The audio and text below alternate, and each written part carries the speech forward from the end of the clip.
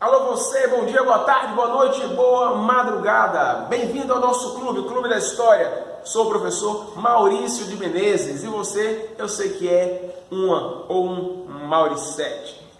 Mauricete. Chacrinha tinha as chacretes, o Pânico tinha as paniquetes. E por que não, o Maurício também, ele pode ter os e as Mauricetes. Na aula de hoje nós iremos falar sobre um tema muito interessante. É uma música que fez muito sucesso de um cantor, o Luan Santana. A música diz assim: perto de papai você é santinha, quando o sogrão não está, você perde a linha. Você conhece alguém nesse estilo? Você conhece alguém que é assim?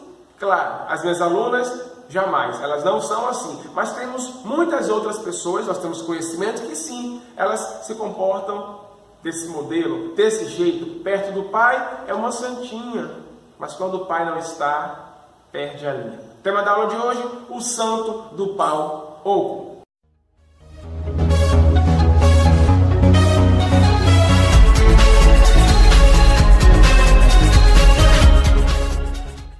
Pois bem, o santo do pau oco. Onde surge essa expressão? Bem, essa expressão ela surge no Brasil no final do século XVII e principalmente no século XVIII, durante o período da mineração no Brasil. Sim, a mineração, tendo em vista que os mineradores deveriam pagar um imposto pesado para a coroa de Portugal, para os portugueses, para o rei de Portugal. E esses impostos eram conhecidos como a quinta parte de tudo que era arrecadado nas minas, ou seja, o quinto. E, com o tempo, os minérios começaram a acabar. Diamantes, ouro, por quê? Quando as pessoas em Portugal tomaram conhecimento que no Brasil havia sido encontrado pedras preciosas, muitas pessoas deixaram todas as suas coisas em Portugal e desesperadamente foram até a colônia, até o Brasil, até a América Portuguesa em busca de enriquecer. Não só em Portugal, mas também em várias províncias do Brasil, muitas pessoas com o sonho de enriquecer vão morar, vão residir, vão buscar pedras preciosas na região das Minas, em Minas Gerais principalmente. E tudo que era encontrado, o quinto, deveria ser entregue à coroa portuguesa.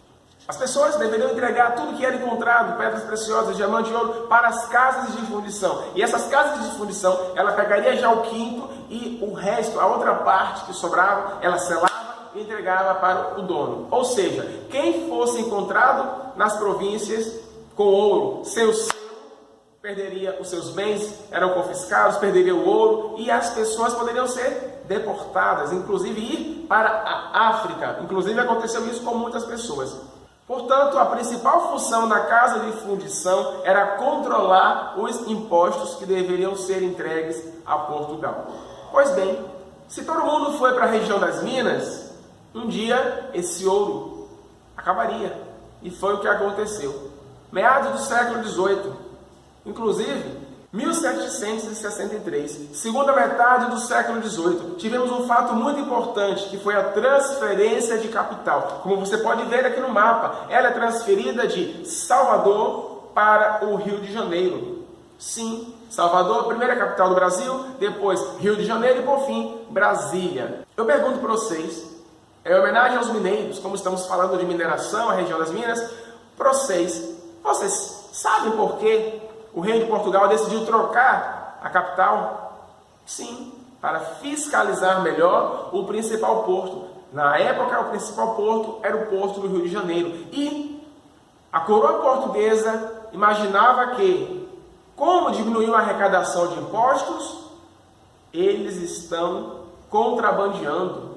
Eles estão deixando de pagar os impostos. Então, vamos fiscalizar de perto. Portanto, houve a transferência de capital de Salvador para o Rio de Janeiro. Mas, de fato, tínhamos muito contrabando. Muitas pessoas não queriam pagar imposto para Portugal. Essas pessoas acharam uma solução. Elas deram um jeitinho brasileiro. Ou seja, desde os primórdios, nós temos essa característica. O jeitinho brasileiro está presente desde a nossa formação social, cultural e econômica. Então, muitos brasileiros, não só brasileiros, como também portugueses, para não pagar imposto a Portugal, acharam uma solução.